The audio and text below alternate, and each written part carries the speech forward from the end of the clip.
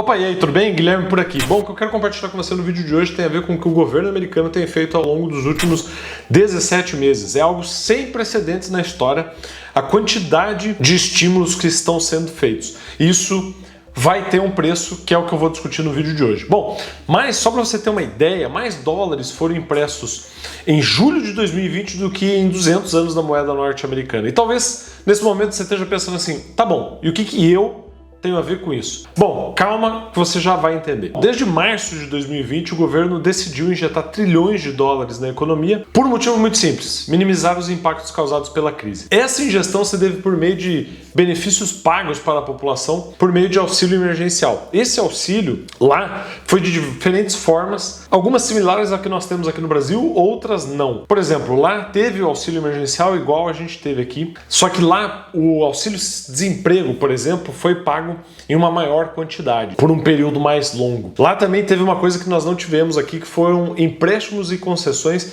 feitos diretamente para empresas e governos. Isso é, a pessoa que tem um comércio, seja ele qual for, teve acesso a uma linha de crédito direto com o governo. Aqui, a gente teve algumas tentativas via bancos privados, mas conversas que eu tive com pessoas, com empresários que precisavam ter acesso a esses recursos, mas eram empresários de pequeno, médio porte, tiveram grandes dificuldades de conseguir esse dinheiro.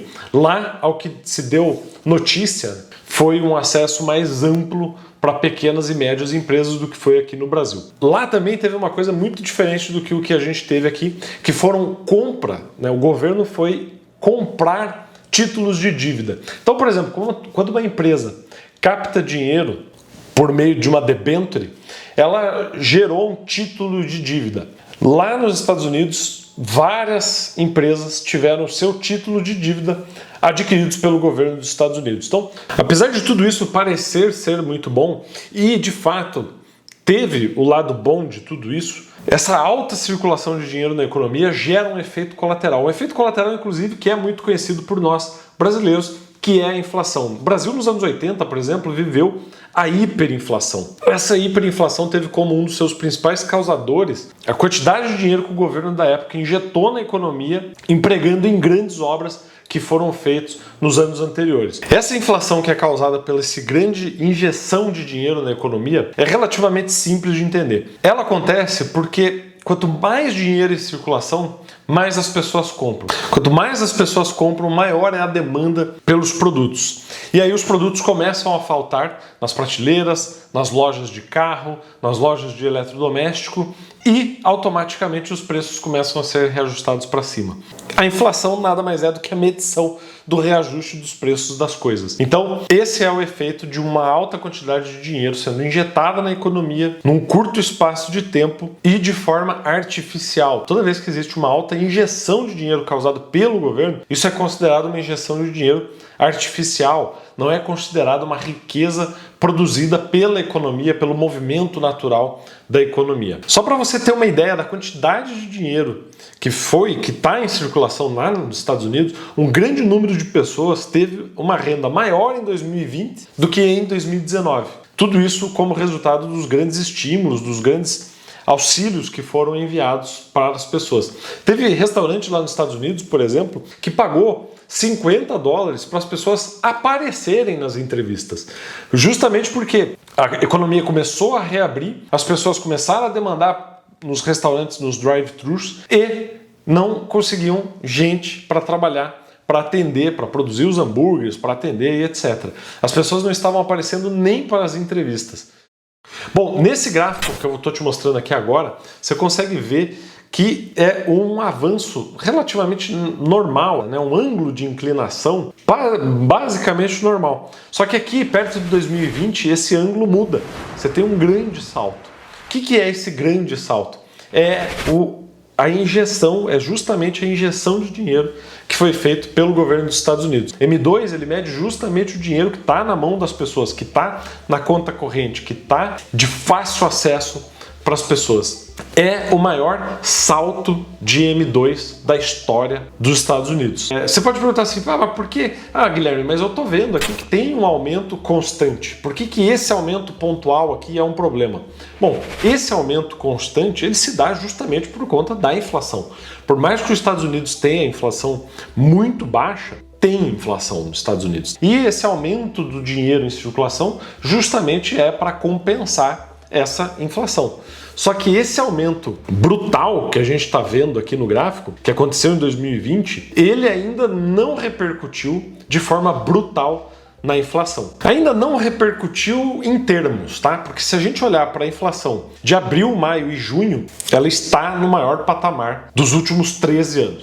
Mas o que preocupa é que além da inflação em abril, maio e junho estarem nos patamares mais altos dos últimos 13 anos, é que o crescimento da economia está bem abaixo do esperado. O que era de se esperar era que essa alta injeção de dinheiro causasse um certo aumento na inflação, mas como positivo, causasse um alto crescimento da economia. Só para você ter ideia, peguei um dado aqui do último trimestre, a expectativa era que o segundo trimestre de 2021 o crescimento fosse da ordem de 13% do PIB. E foi 6,5%. É muita diferença, 13 para 6,5. Por mais que você olhe para o 6,5 e fale, é um crescimento interessante, sim, é um crescimento interessante, mas quando você compara ele com os 13% que era esperado, começa a ficar preocupante, começa a soar um alarme. Então, o ponto aqui que eu quero chamar a atenção é o seguinte: inflação alta com baixo crescimento econômico é o que pior pode acontecer para uma economia. E se a inflação continuar subindo, não vai ter outro remédio a não ser a alta das taxas de juros. E é aqui que o impacto vai ser direto para a Bolsa de Valores. Se houver uma alta nas taxas de juros, o preço das ações vai passar por uma forte correção. E por falar em correção, pode ser que você perceba uma diferença no vídeo da tomada anterior para essa, é porque acabou a bateria, eu tive que mexer na câmera ali, pode ter mudado o ângulo, mas vamos, que o importante é o vídeo, tá? E já que eu pausei o vídeo, se você estiver gostando do que você ouviu até aqui, senta o dedo no like aí, porque você já deve ter ouvido falar isso inúmeras vezes aqui no YouTube, mas é uma baita uma verdade. A partir do momento que você clica no like, você ajuda quem está produzindo esse conteúdo, porque o vídeo é distribuído mais vezes para mais pessoas, tá? E também porque é um indicativo para mim de que o vídeo foi bom e que você gostou, tá bom? Bom, retomando aqui, essa correção basicamente vai acontecer por causa de dois motivos, né? Se a renda fixa estiver pagando mais, os investidores vão sair da renda variável e vão para a renda fixa. É simples assim. E justamente pelo motivo número 1, que a taxa de juros da renda fixa, que a taxa de juros básica, ela é utilizada no cálculo que determina o valor justo de uma ação, o valor justo de uma empresa. Inclusive, se você tem interesse em saber mais sobre essa questão do preço justo de uma ação, como é que ele é calculado, como é que a taxa de juros influencia, escreve aqui nos comentários sobre isso, que eu vou fazer um vídeo só sobre isso, mas para eu fazer um vídeo só sobre isso, você precisa pedir, porque senão eu vou achar que esse é um assunto que não te interessa, entrar tanto assim no cálculo de uma ação, tá? Então deixa um comentário aqui se você tem interesse em saber mais sobre isso, tá bom? Bom, matematicamente falando, é o seguinte: quanto maior são os juros, menor é o valor justo de uma empresa, tá?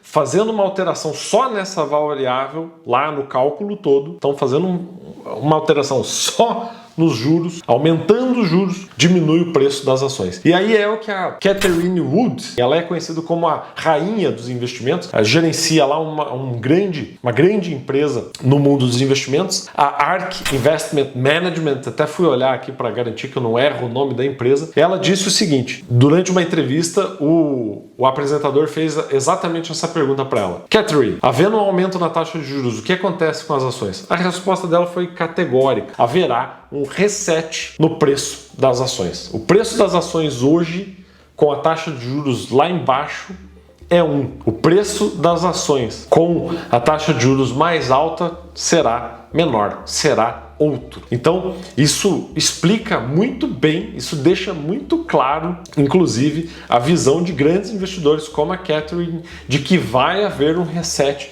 no preço das ações, no preço justo das ações, se tiver alta na taxa de juros. Para nós brasileiros tem um terceiro motivo. Cerca aí de 40% a 60% da bolsa de valores aqui, dos investidores aqui na nossa bolsa, são estrangeiros. E olha só, adivinha só o que vai acontecer com essa gringaiada toda quando o investimento, um dos investimentos mais seguros do mundo, que é a renda fixa americana, é a renda fixa dos Estados Unidos, ficar mais atrativa. Imagina o que vai acontecer com essa galera. Uma parte desse dinheiro que está aqui investido em ações brasileiras vai migrar daqui para lá. E isso vai causar um impacto aqui nas ações no Brasil, tá? E aí você pode estar nesse momento do vídeo pensando assim, beleza, entendi tudo que você falou, vou correndo vender todas as minhas ações, se é que você tem ações, ou se você não tem ações, você está falando, ainda bem que eu não tenho ações, porque daí eu não passo por isso. O que eu vou te dizer é que nenhum nem outro está certo. O que eu vou te dizer é o seguinte, esses movimentos de mercado, eles são naturais e eles vão acontecer. O ponto é o seguinte, que método que você usa para investir, mesmo passando por esses momentos. É isso que vai determinar o teu sucesso, é isso que vai determinar a multiplicação do seu capital ao longo do tempo, tá? O fato para mim é o seguinte, o preço na tela das empresas pode até cair, mas o valor das grandes empresas não cai. E por mais piegas que isso possa parecer, é uma baita de uma verdade. Então quando você olha, por exemplo, para a Magazine Luiza, para pegar um exemplo clássico do mercado de ações brasileiro, quando você olha para a Magazine Luiza, lá no auge da crise em 2020, quando o mercado estava tendo aquela sequência de circuit breaks, ela estava lá embaixo, o preço da ação estava lá embaixo, mas o valor da empresa não, o valor da empresa continuava o mesmo. Tanto é que quando o mercado se ligou disso, a ação disparou a subir e, enfim, atingiu aí patamares recordes. Mas é piegas, mas é uma baita de uma verdade. O preço da ação pode até cair, mas o valor das boas companhias, eles tendem a não mudar diante dessas alterações de mercado que acontecem de tempos em tempos, tá? E aí o ponto é o seguinte, o que você deve fazer? Eu vou citar aqui Peter Lynch, que é um dos grandes investidores que houveram, né, falecido Peter Lynch. Ele falou o seguinte, olha, os investidores eles perderam muito mais dinheiro tentando se preparar para uma correção do que com a correção em si, tá? Então, é o seguinte, se esse cenário de alta de taxa de juros se materializar para frear a inflação lá nos Estados Unidos, ele vai causar uma correção. Mas o ponto aqui é o se ele acontecer. E é por isso que eu estou te falando. Pensa bem se você vai fazer um ajuste na tua carteira ou não. Porque, olha, historicamente falando, as pessoas que buscaram se preparar para uma correção mais perderam dinheiro do que ganharam dinheiro. Tá bom, Guilherme, então por que você dedicou um vídeo inteiro sobre isso? Inclusive para compartilhar contigo, para preparar um vídeo como esse aqui, vai aí cerca de uns 3, 4 dias de trabalho. Por que isso? Porque é o seguinte, ao longo dos meus mais de 10 anos investindo, eu cheguei a algumas conclusões. Entre elas, a principal conclusão é a seguinte, o que vai fazer o patrimônio de qualquer pessoa se multiplicar muito mais é a combinação da tua atividade principal, a combinação daquilo que você faz, daquilo que gera a maior parte da tua receita com os investimentos. E o ponto é o seguinte, eu tenho muito claro para mim qual é o meu método e qual é o meu norte, e é para lá que eu tô indo.